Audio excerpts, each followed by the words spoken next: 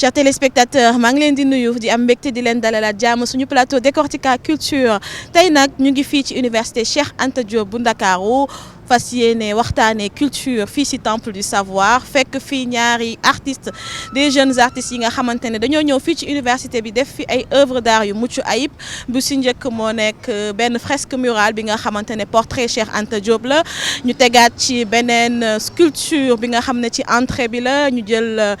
kii di ay parole Cheikh Anta Diop def ko sculpture teg ko fii donc mu nekk sculpture mais ñu duggaat aussi ci biir defaat fa beneen œuvre bi nga xam ne dinañ ko découvrir ci biir émission bi donc ñooñu la ñuy dalal ñu nekk de jeunes artistes yu bokk ci association bi di RBS di jàng en même temps di suivre seen passion bi nga xam ne moom la ñu jëmale ci art bi donc tey fii la ñuy fekk Obé Diémé ak kii di Akonga ñu nekk suñu ñaari artistes ñetteel bi nag nekk fi mooy Freemine mais ba tey suñu xel day dem ci moom dafa tukki maa ngi leen di nuyu artistes yi. ñoo ngi lay fay sama. naka mu. ça va alhamdulilah yéen a ngi ci jàmm. waaw sant kay. naka université. ça va ñuy gérer comme ça se passe donc Obé Diémé. présenté wul. Obé Diémé mooy sama tour artiste mais maa ngi tudd Ousmane Baroua Diémé. Kasumay. Kasumay Thiep nekk étudiant fii à l'université Cheikh Anta Diop FASEG dafa suivre benn master en économie mais nekk aussi étudiant à l'école nationale des arts di def art plastique bon. super nekk membre RBS School. RBS School donc Akonga mooy nekk sa naataango moom ci projet bi la bokk donc yéen trois ngeen Freemine wax naa ko loolu moom malheureusement il est hors du Sénégal yow yaay Akonga ñu bàyyi la nga yeggali présentation bi. asalaamaaleykum man maay Akonga membre du RBS Crew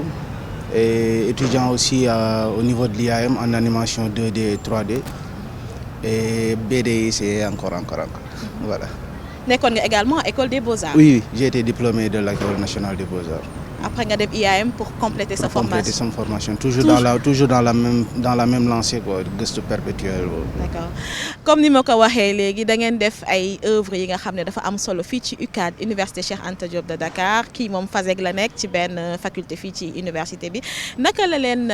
idée bi dikkee ngeen ñëw université déjà vous avez commencé par benn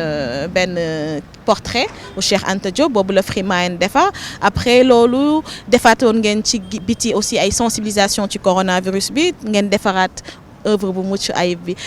idée boobu noonu naka la leen dëkkee projet boobu naka ngeen def xalaat ko ba yéen trois ngeen mettre ko en place. bon bu ñu commencé man université yàlla dafa def ma nekk fi université et à vrai dire directeur bi bu mu ñëwee mooy l'ex directeur Abdoulaye Sow actuel ministre de l'urbanisme. ancien directeur COUD. waaw bu mu ñëwee avec son équipe dañu commencé woon gis beneen liggéey. ñu commencé gis changement ci biir université bi donc comme yàgg naa fi université dama defoon constat boo xamante ne chaque fois suñu peinture mur yi étudiants dañ fiy dellu si def fi ay graphe wala bind def ci ay affiches yoo xamante ne daf ñu déshonorer en tant que étudiant modèle donc ma ne en tant que étudiant tey directeur bu nekk di liggéey nii naka laa ko mën a jàppale ci laa xalaat projet bi à ce qu'on puisse faire parler les murs donc day tax ba tey ñu daan bind ci mur ñu daan affiche duñ ko def. affiche sauvage yi ñu daan gis. effectivement duñ ko def parce que loolu day déshonorer l'étudiant qui est un citoyen modèle. bi ma bindee projet bi laa ko présentel nii de façon naka laa koy waxee très rapide dama bind projet bi déposé ko automatiquement mu oo ñu recevoir ñu après si lay ñëw avec les membres du RBS Crew.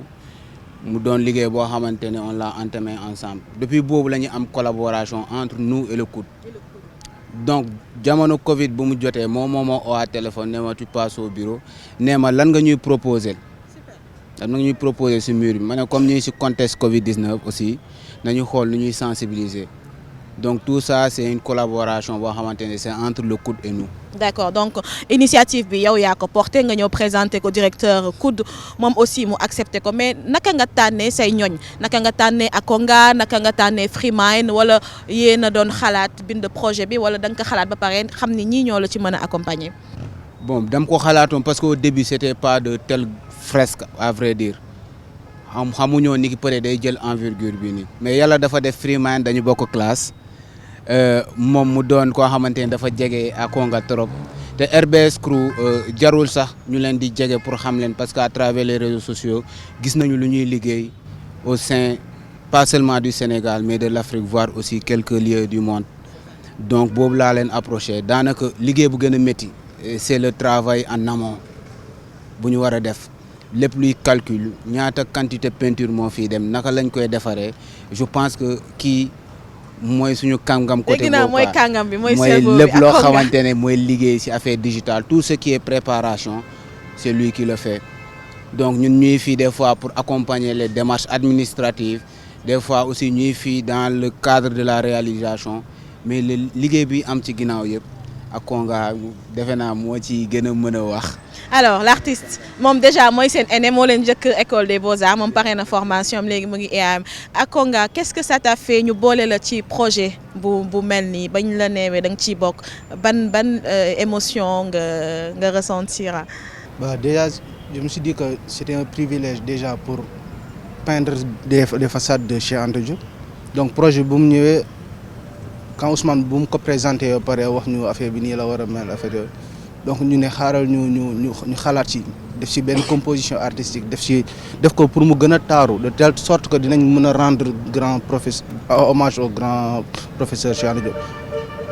C'était vraiment excitant au début quoi parce que il fallait vraiment c'était une première fii nii xam nga ñu war a defar lu ngand lu toll nii donc il fallait xam ban couleur la ñuy utiliser naka la ñuy defee composition bi ban façon graphisme lañ ciy utiliser pour nga xam ne day refléter carrément image yu Cheikh Anta Diop quoi donc ñu xalaat ci man ak Freeman ñu toog kër ga toog suñu laal naan ataaya def kii xalaat ci bu baax ci côté couleur composition bi ban palette la ñu war a utiliser naka lañ koy defee ba mu joxe lii. Après yan façon peinture la ñu war a utiliser tamit parce que ay peinture de qualité loo xam ne dafa war a pérenniser wu donc peinture yu normal la ñuy utiliser on va pas faire de publicité mais dañoo jënd qualité bu baax pour defar lii parce que ça doit durer dans le temps. Effectivement. Donc voilà quoi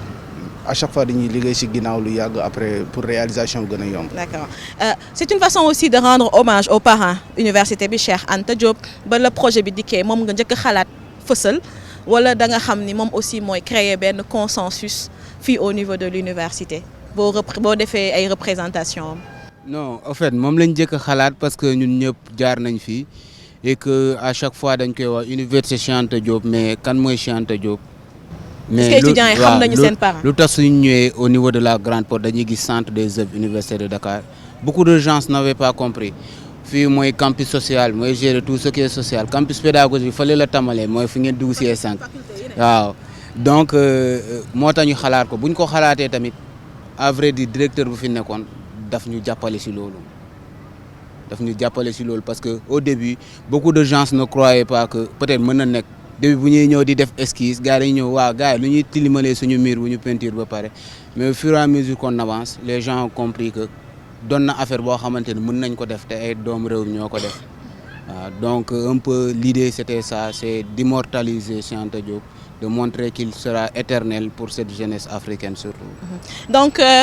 dinañ ñëw ci fresque murale bi nga xam ne Freeman moo ko def mais bi nga xam ne dafay attirer nit ñi mais aussi ay questionnement mooy livre bi nga aussi nga jël benn citation Cheikh Anta Diop je pense def ko si lu tax pensée wu Cheikh Anta Diop pourquoi xalaatoo beneen citation nga xalaat citation bi nga xam ni je pense mooy armez-vous de science jusqu'aux dents et arrachez votre patrimoine culturel. waaw loolu je pense que ñuy université Cheikh Anta Diop te mooy fresque bu nekk côté bale composition artistique boo xamante ne Akonga ni moo dirige woon façade boobu noonu jàngal nañu lu bëri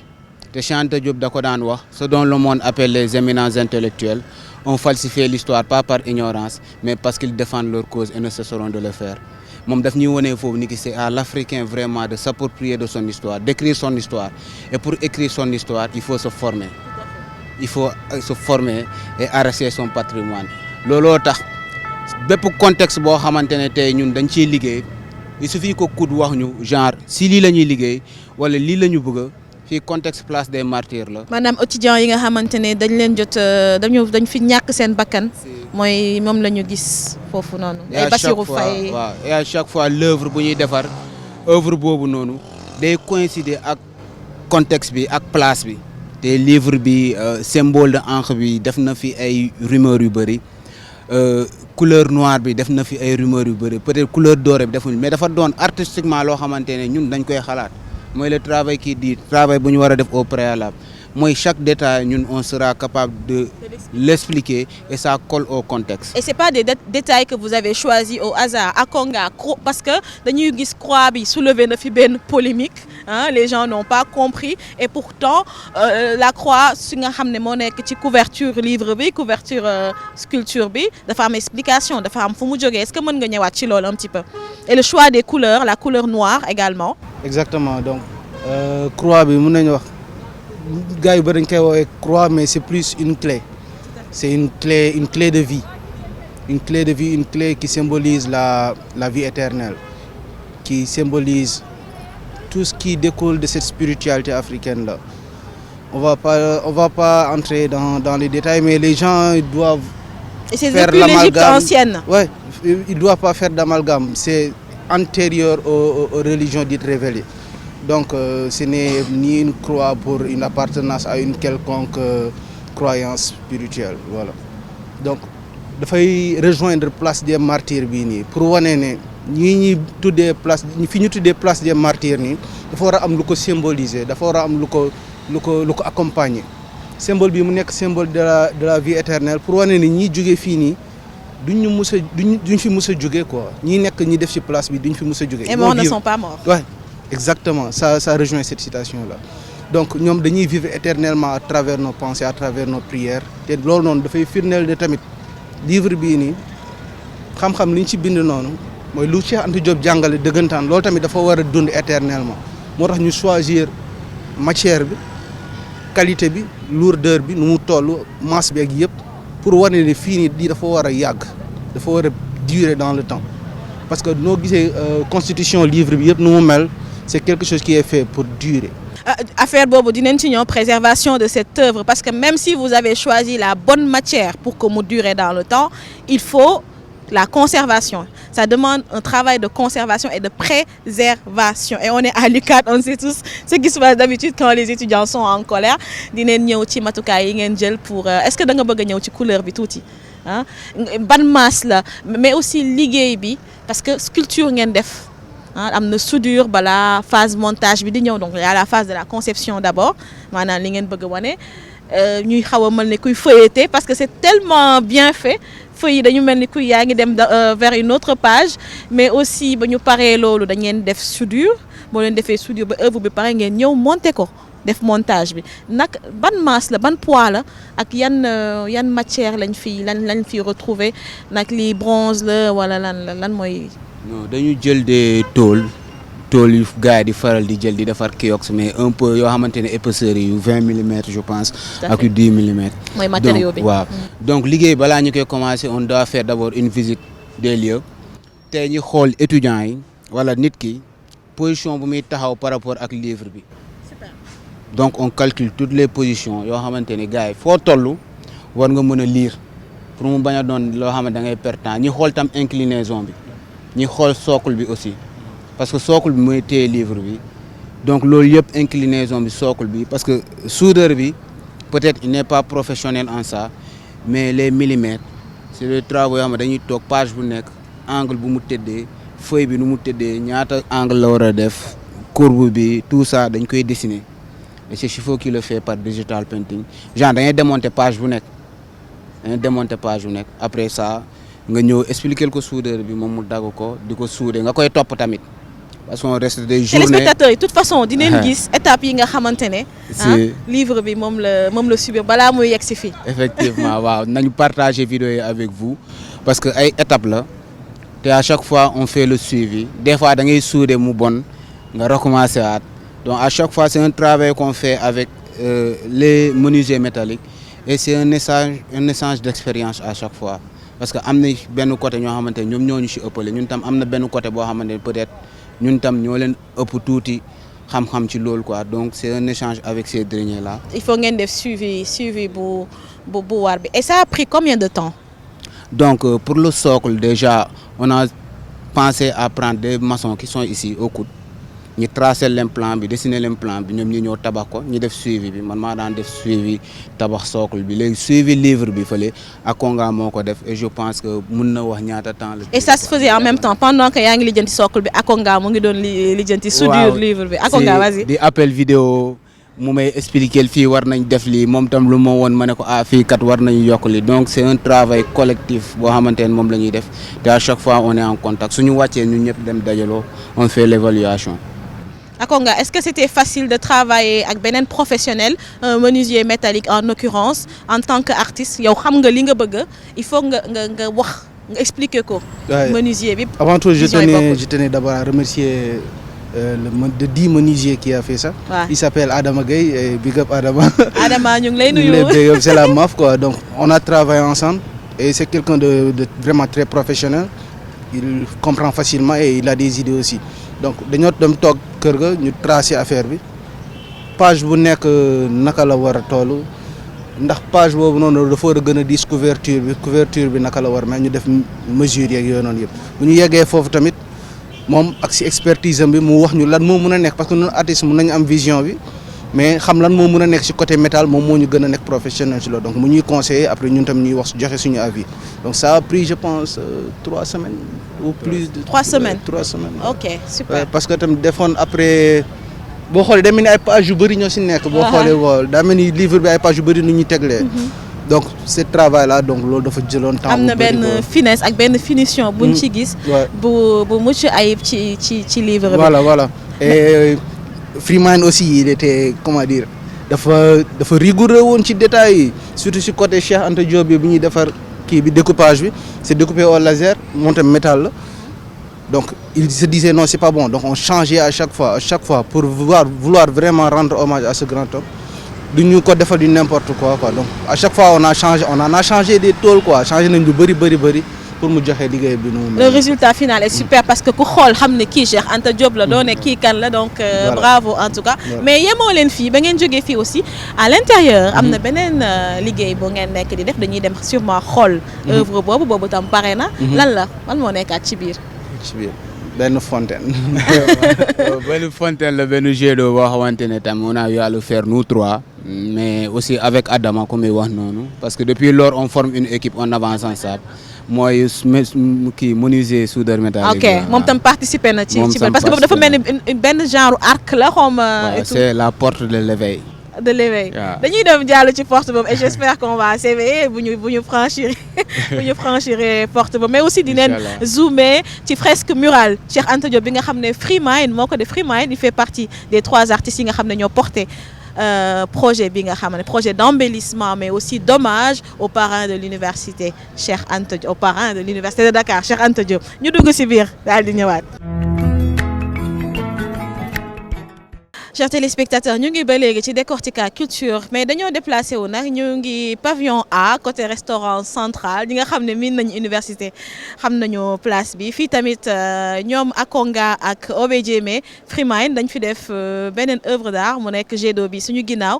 nekk la porte de l'éveil n'est-ce pas la porte de l'éveil moom mujjee ci li ngeen réalisé mais aussi y a des soucis derrière hein. waaw mooy dernier projet boo xamante ne peut-être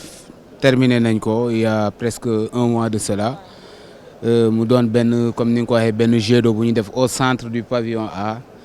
au centre un peu des logements des étudiants comme ni nga ko waxee mu doon porte de l'éveil. ngeen embellir fii mu rafet torop fii moom melul woon nii moom. si effectivement waaw yàgg nañ fee ñëw. si donc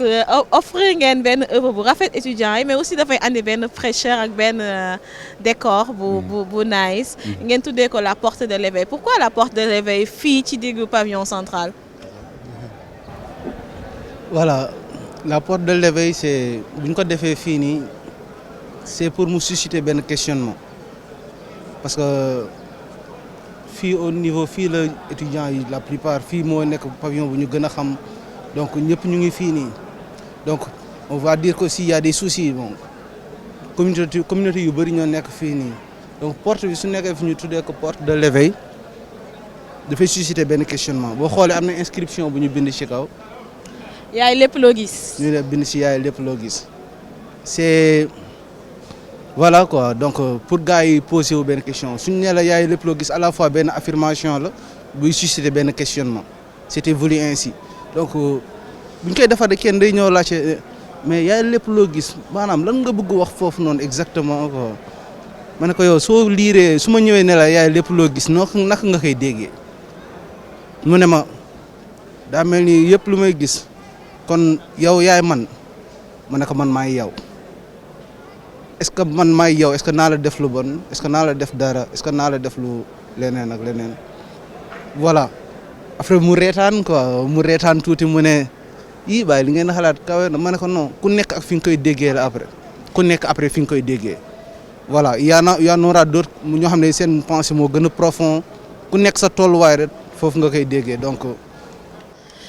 bi également mu bokkul ak livre bi ah bi beneen architecture la beneen boo ko xoolee jet d'eau la ndox la mu rafet torop mais nag yan matériaux ngeen utiliser également je pense que am na verre bi nga xamante ne ndox bi si lay wàcc mooy créer effet bii nii yan matériaux ngeen utiliser Obedieme. C'est important ñu wax comme jet d'eau la comme ndox da koy laal d'abord matière bu ñu utiliser fallait fer la ñu utiliser mais fii inox la ñu utiliser comme ça du rouiller moom porte bi inox la ñu jël benn verre aussi def ko ci mais dañuy gis il y a une installation électrique am na plomberie aussi donc tout ça c'est une composition comme ni ma koy chaque fois dañ ciy xalaat ñu def ko on a invité le plombier xam nga la fois passée c'était seulement le menuisier métallique mais dañ ko invité fii ñu invité le plombier ñu ñëw ñu xool nu ñuy xalaatee ensemble donc ce qui veut dire que 3 métiers encore dajawaat nañu la fois passée c'est 2 mais fii 3 ba 4 parce que am na maçon caloreur bi ñëw na ñu xool nu ñu koy defee. ñun plombier bi ñëw na. plombier bi ñëw na mu andi ndox mi. waaw ah. et dafa doon liggéey boo xamante ne on le faisait tous et am moment yoo xamante ne day métti mais après la réalisation chacun était fier parce que ku nekk xam na ni am na expertise bu mu ci andi quoi waaw donc au-delà si liggéey bu ñuy def on ne cherche pas seulement le décor sànq Akonga wax na ko porte de l'évêque mais aussi c'est pour éveiller la conscience des étudiants c'est pour les inviter à un autre type d'étudiants à un autre type de citoyen modèle moo tax tey soo xoolee lii seen bos la ñun dañ fiy jógee de temps en temps ñu jaar fi mais lii seen bos la et j'espère qu'ils vont prendre soin de ça. lii seen bos la ci œuvre bi la ñuy évoquer lu si mel ni question wala point wu préservation œuvre bi entretien bi ci war parce que bii moo mujjee deful 1 mois mais gis nañ ñu ndox mi wàcc na suñu mbokk étudiants yi dañoo féex ah donc lan nga leen di wax pour ñu mën a préserver lii parce que lii pour ñoom la. bu rafetee pour ñoom la mën nañ fi ñëw di fi feexlu étudiant dafa soxla havre de paix dafa soxla benn cadre bu mucc ayib loolu ñëpp a ko soxla rawatina ki nga xam ne day jàng di utiliser xelam ban appel nga leen di lancer pour ñu préserver parce que on a vu aussi ah c'est pas trop ça l'entretien malheureusement. voilà donc man dama bëgg ñu déjà ñu bëgg seen bopp ñu xam ne ni ñoom dañoo mériter lu taaru dañoo mériter lu rafet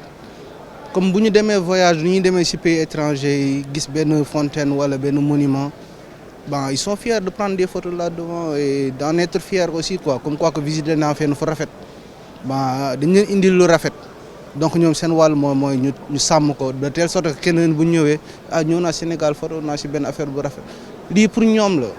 donc bu ñu nekkee di tibb ndox bi. di tibb ndox bi di ci fóot. c'est pas intéressant quoi. am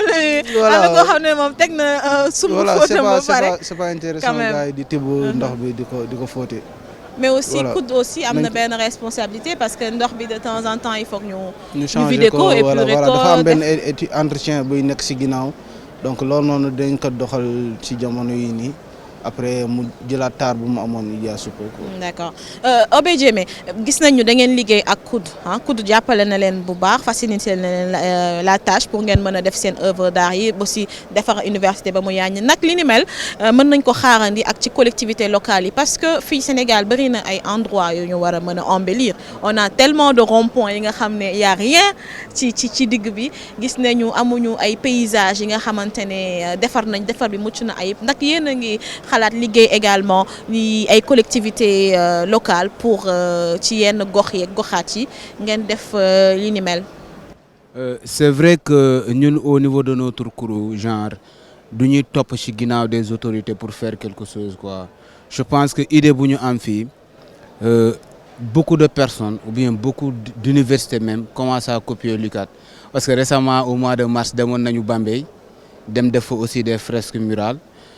Université Assane Seck bu Ziguinchor mu ñuy oo je pense que si mois bi normalement war nañ fa mën a dugg.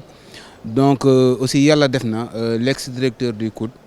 il est aussi le ministre de l'urbanisme l'actuel ministre de l'urbanisme te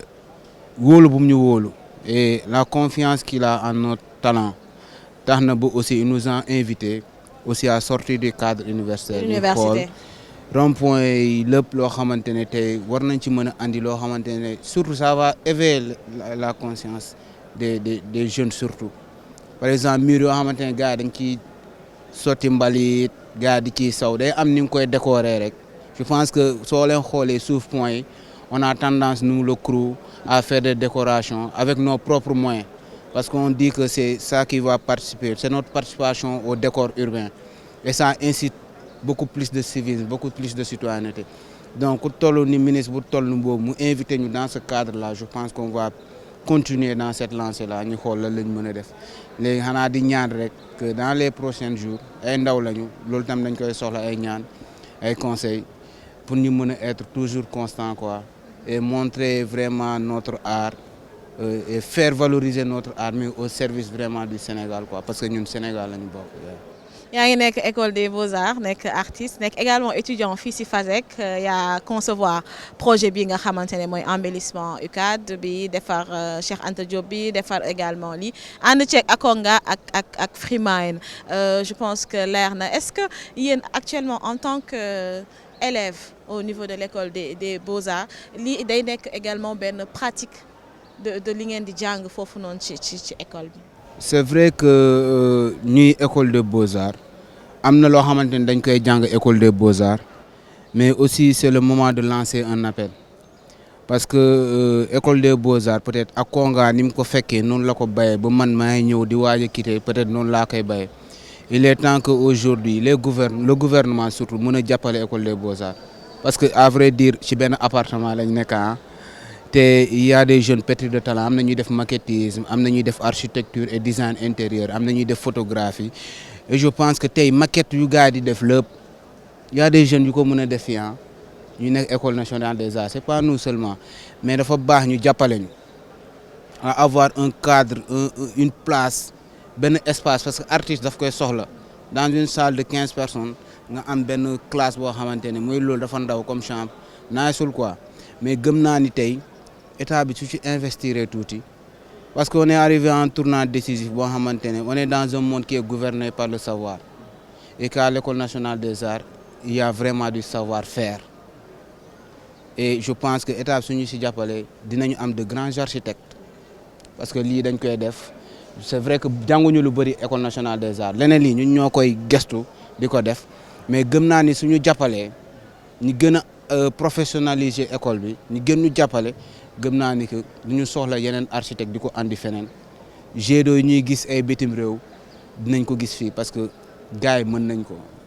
donc man lancé boobu laay def en tant que étudiant de l'école nationale des arts nekk fa et fier d'être vraiment un étudiant mais aussi en tant que membre du RBS Crew parce que lépp loo gis ànd la te li may ànd ak su may ànd ak Konga li may jàng si moom ak moom lu muy jàng si moom crew bi moo ñu ko may te RBS si dox boobu la ne ku nekk da ngay andi loo mën def ngeen essayer ko boole ba mu doon quelque chose de merveilleux waaw moo tax aussi RBS Crew ñun moom la ñu am mooy suñu famille tam moo ñuy may fit et dañ ko fàtte wax parce que foofu la ñu war a tàmbalee mooy Cheikh Anta Diop mooy suñu père spirituel te ku jàng si Cheikh Anta Diop kuy roy si Cheikh Anta Diop ci kanam nga gëm tu n'auras pas ce complexe d'infériorité moo tax ñun on se dit comme mettre les moyens à notre disposition. vous le êtes collaborateur est yéen satisfait pare ngeen ba pare. waaw jaajëf Obey Diémé Akonga yow également naka ngay dundee yow pare nga sa formation école des beaux-arts. Actuellement naka nga gisee art bi mais aussi école bi nga xam ne noonu na nga foofu nga jàngee. li nga fa bàyyi woon moo fa am ba léegi. voilà ban lancé ngay def pour tëj. Ouais, comme l'a dit Obé man foofu laa jàngee def naa fa 4 ans après ma génn major sama division mais le place bi dafa war a gën a yanji dafa war a gën a ngand artiste soxlawul benn kër bu ndaw pour defar kii bi benn place la boo xam ne boo gisee demee Europe du suñu baromètre certes mais il leur donne des moyens de le faire même ici au Mali vous voyez donc mais fii Sénégal mun nañ gën a yanjal affaire bi mu gën a ngand depuis projet wu grand théâtre musée des civilisations noires amoon na tamit partie bu école des arts quoi. Effectivement. Donc foofu dafa waroon pare au même titre kon lu tax gars yi du ñu jox gëdd boobu respect boobu noonu artiste respecté ko mu delloo la respect boobu noonu lu tax artistes yi di génn di préférer dem si yeneen dëkk c'est parce que fii respecté ñu leen assez pour jox leen loolu donc ñu respecté dañuy toog donc danañ leen respecté ñoom ñëpp ñu defar dëkk bi yanji comme un peu partout dans le monde voilà loolu lay lancé mais di wax ne ñun on est plus ci côté culture urbaine mais dañuy gën a étaler suñu savoir-faire tënkuñu ñu tëjuñu si benn tiroir ci école RBS la ñu bokk certes mais dañuy gën a di yokk di gën a yéegal niveau bi affaire bi yemul ci graphe kese dañ koy gën a yéegal pour wane ne RBS école de la vie la. RBS macha allah voilà c'est une association de talent. voilà exactement quoi ñun ñëpp foofu lañ jógee donc ñu ngi sant suñu crew bi